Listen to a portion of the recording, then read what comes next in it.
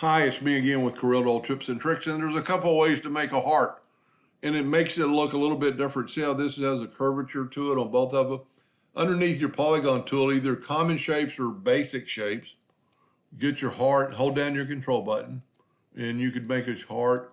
You could not hold down your control button and make it whatever you wanted. But there's a way to kind of have flatter sides by taking the rectangle tool and making a rectangle. With your ratio unlocked right here, we're going to type in 5 by 5, and it's just doing the top two corners. Now we're going to Control D and make a duplicate of that guy, and we're going to rotate it 90 degrees.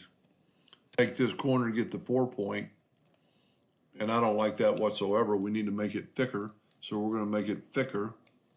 Control D and make a duplicate, rotate it 90 degrees.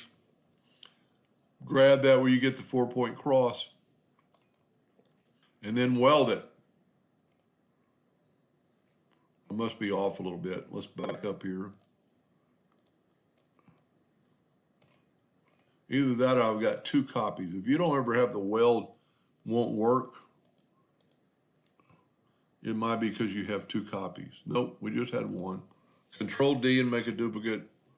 Rotate it 90 degrees. Move that point to there. And then use the weld tool.